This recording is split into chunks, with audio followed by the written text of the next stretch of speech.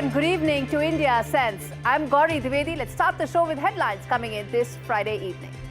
First up, incoming and incumbent US presidents fight it out for credit.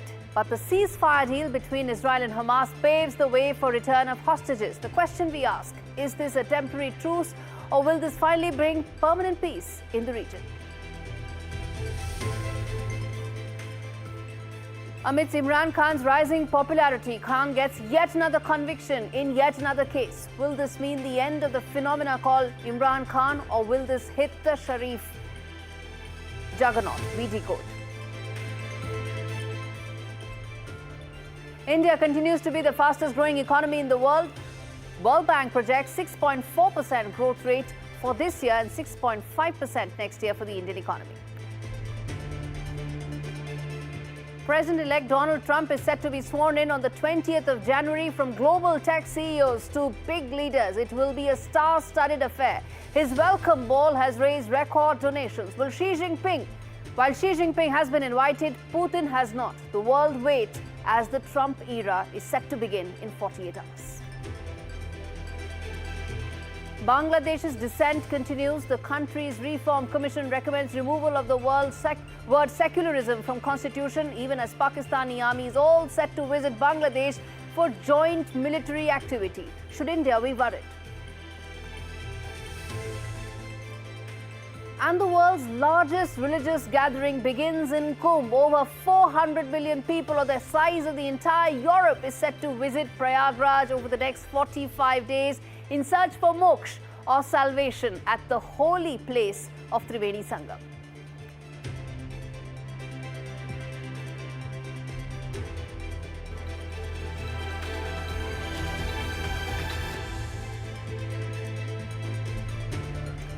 All right, our big story this evening. As Israel and Hamas seal the deal in Doha, the world is now holding its breath. A three-phase hostage release and ceasefire agreement was finalized early Friday, marking a turning point in the 15-month-long bloody war.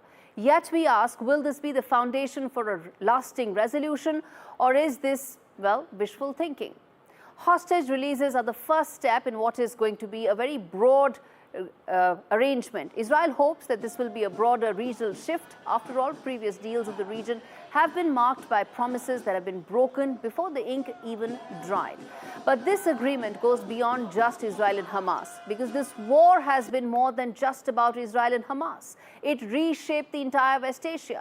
Lebanon is now looking at the promise of a political framework without Hezbollah calling the shots. Syria under Assad was once a key part of Iran's proxy network. But this war consumed Assad's regime, and with it, the present political order, which had an Assad in it for half a century. Well, Iran is at its weakest position it has been since the Islamic Revolution in 1979. And as for Israeli Prime Minister Benjamin Netanyahu, there is too much on the line to not say yes to this deal. The deal offers an opportunity to cement its broader interests in the region. A weakened Iran may be more open to nuclear talks with the US. And with Netanyahu being in Trump's good books, Israel sees a huge opportunity to engage in negotiations that would be more favorable for it on a long-term basis. And post the ceasefire, the Trump administration may accelerate normalization of ties between Israel and Saudi Arabia, which could be another win for Netanyahu. Israel may also hope this deal will cement ties with the Gulf and the entire region and ensure the Jewish settlements that are there in West Bank are given their due political place. But for all the political calculus, lingering worries persist. What happens on the 43rd day when the phase one of this deal finishes? Previous ceasefires have collapsed at the first hint of violation. And there's no shortage of skeptics. Israel has been clear that not a dime will flow into Gaza reconstruction until Hamas is disarmed and sitting at the negotiating table. Well, this could mean too much, and it could actually mean a long-term stagnation for Gaza and the people of Gaza. Well, as for Palestinians, the only thing I can say is that the possibility of a Palestinian state is more tangible now than it has ever been, maybe in the last 20 years. But with so many moving parts, so many players pulling in different directions, will these hopes ever take root, or will they be buried under layers of diplomacy and distrust? This agreement represents a high-stakes gamble, but it also raises hard questions. Can any peace hold in a region that is defined by fractured trust and shifting allegiances? Well, viewers, the next few days, especially as the deal progresses through its phases, will be a test of both Trump's threats as well as his political capital.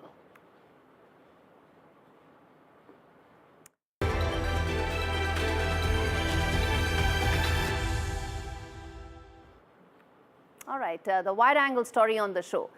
Maha Kumbh is a confluence of spirituality, ancient Hindu traditions and wisdom. And it is not just Indians that are flocking to the center of Hindu beliefs, but those from far-flung countries like Fiji and Guyana. In fact, visitors from over 70 countries are here to experience the Shahi Snan.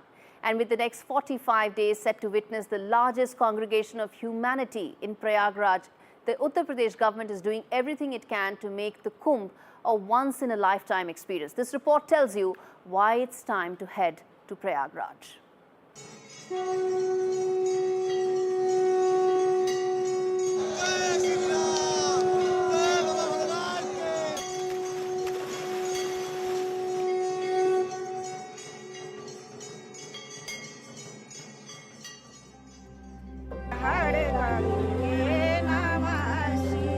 Every 12 years, the city of Prayagraj comes alive to host the Kumbh Mela, one of the largest religious gatherings in the world.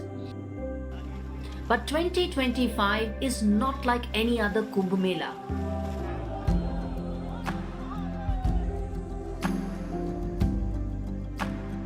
The rare planetary placement this year has made it the most auspicious in 144 years. The moon, sun, Mercury and Jupiter, the most auspicious Kumbh Mela, essentially a once-in-a-lifetime. Those who wish to experience the gathering and its significance,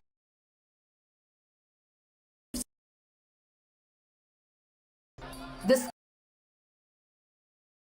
400 million or the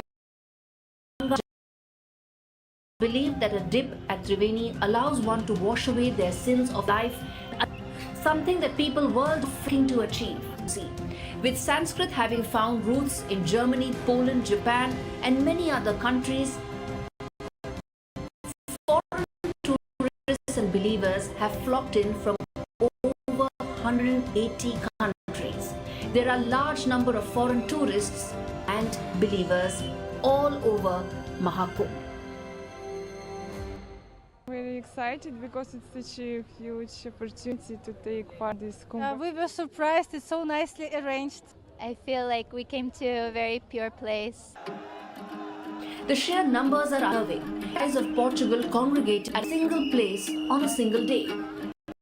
This has been possible since Kumbh is witnessing the perfect blend of tradition with technology. From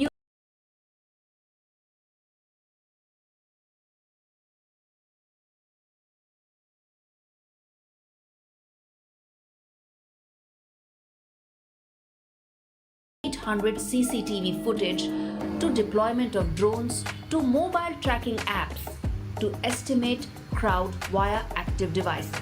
Kumbh is witnessing all of it. The successful running of the Kumbh is testimony to India's ability to conduct big-ticket, large events where millions come at one point. Everyone from the Naga sadhus to the billionaires, from global celebrities to the common man, are at the Sangam Ghat in search for the ultimate peace and salvation.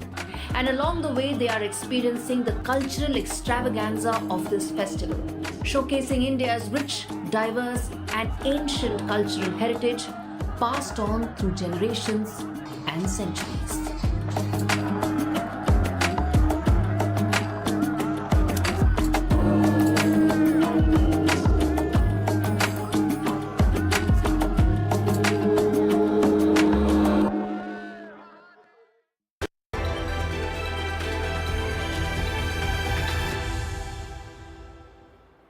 All right, shifting gears to the other big story that we are tracking on the show today. The H1B visa program is set for a major change and it kicks in today. Streamlining the approval process, enhancing flexibility and strengthening the program integrity are the clear reasons why it's being done. But let's tell our viewers what's really changing. First up, the definition of a specialty occupation is getting a facelift. The new rule clarifies the criteria for what qualifies as a specialty job, especially for non-profit and government research organization places that won't be affected by the annual visa cap. This means greater opportunities for both employers and skilled foreign workers in sectors that are crucial for innovation. For students on F1 visas, there's a silver lining too. The new regulations offer automatic gap extensions, which means lower and fewer disruptions when it comes to work authorizations as they transition to H1B status. Essentially, it means a smoother path from student status to skilled worker status. But it's not just about easing transitions. The revamped system will allow faster processing for applicants already holding H1B visas, cut down the waiting times. Plus, for certain beneficiaries with stakes in their own companies, the rules now make it possible for them to qualify for H1B status under reasonable conditions. To avoid abuse, the rule sharpens the focus on enforcement, empowering authorities to carry out inspections and impose penalties as far as non-compliance is concerned. Employers will have to show they have a legit need for skilled workers. The clock is ticking as the new regulations assume full force. A revised form, which is Site 129, which petitions for non-immigrant workers will be mandatory, leaving no room for old paperwork. Expect a preview of the new form on the USCIS website soon. In short, this update is a game changer for US employers and foreign talent alike, streamlining processes and boosting efficiency. Now, in India, whether you're a student looking to transition or whether you are running a company on the hunt for the next big innovation, these changes could actually very well rewrite the rules of the game. All right, on that note, we slip into a very short break. We come back on the other side to talk about how India has outwit Pakistan in Afghanistan. Stay with us.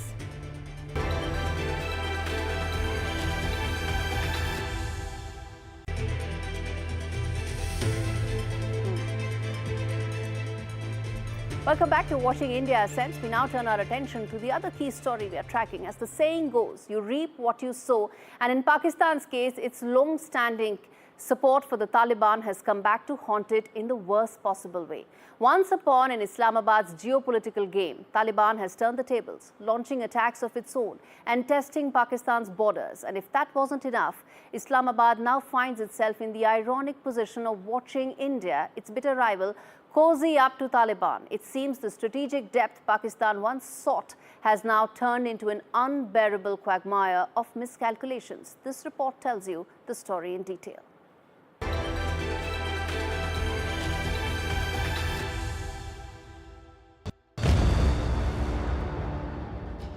Pakistan's long-standing partnership with the Taliban have always been framed as a strategic pursuit of depth in Afghanistan, one designed to keep its arch-rival India at arm's length. The idea was simple: support the Taliban and you gain a powerful proxy on your western border. But as the world knows only too well, geopolitical strategies often play out like a bad comedy, and Pakistan is now the punchline of its own creation. For decades, Islamabad fed the Taliban, training, arming and fostering their cause. It was supposed to pay off, and Afghanistan under Taliban rule, serving as a strategic buffer against India. But today, Pakistan's strategic depth has turned into an unbearable depth of confusion. Instead of influencing Kabul, Pakistan now finds itself the target of Taliban attacks and cross-border strikes. The same group it nurtured has become an unwelcome neighbor, launching retaliatory assaults and challenging Pakistan's territorial claims along the Durand Line. In fact, the country witnessed a 40% increase in militant attacks in 2024. More than 900 Pakistani civilians and security forces killed in just 1 year. Most of these attacks were mounted by the TTP. It's as if Pakistan is now being punished by karma itself. In late December, Pakistani airstrikes on Taliban-held Afghan territory killed TTP members, only for Kabul to retaliate, claiming the lives of 46 civilians. And in the aftermath, Islamabad remained silent, pretending the counter-strikes never happened. But then something unexpected occurred. India stepped in. In a move that stunned Pakistan's strategists, New Delhi condemned Pakistan's actions, aligning itself with the Taliban's narrative. But that was just the beginning.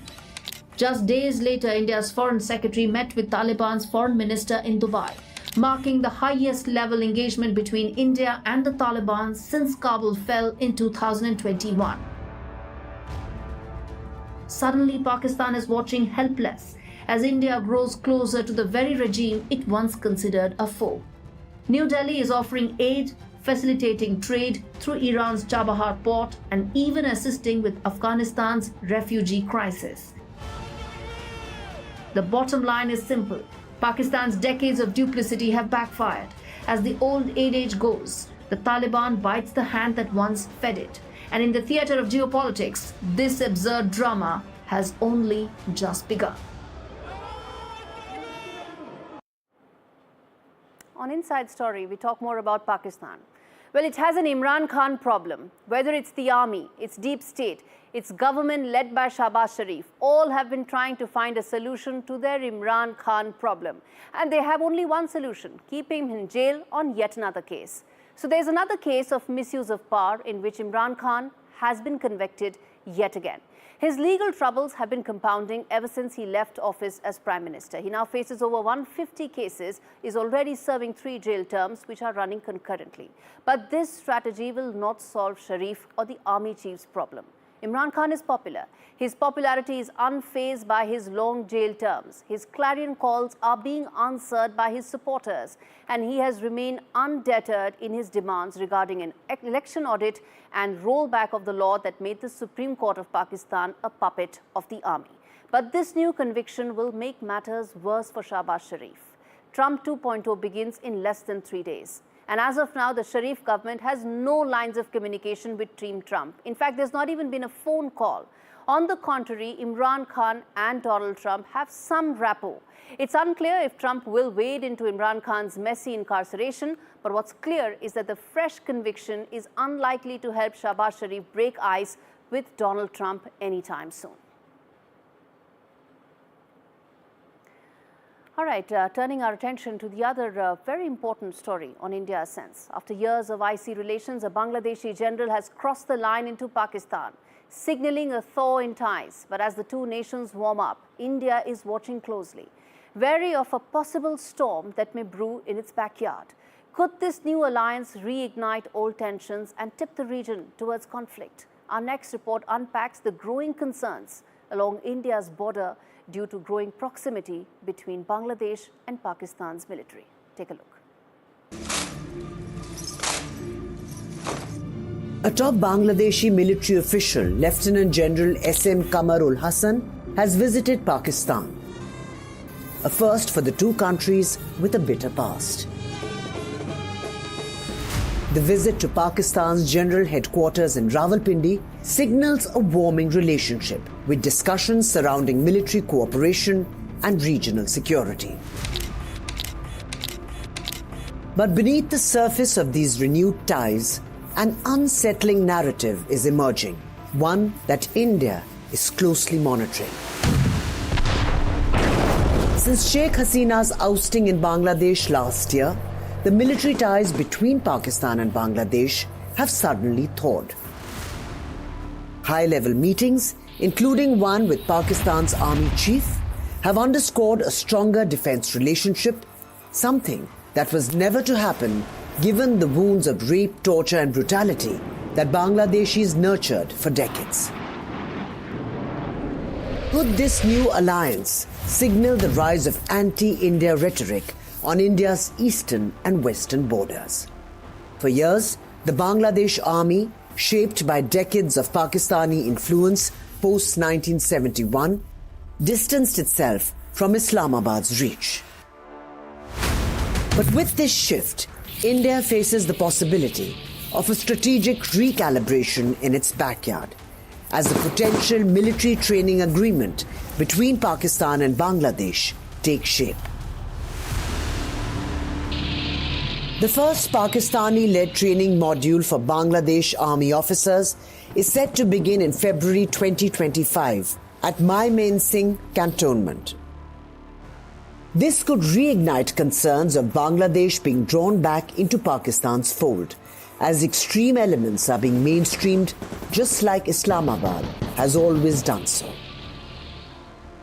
In the northeast, India is already on high alert.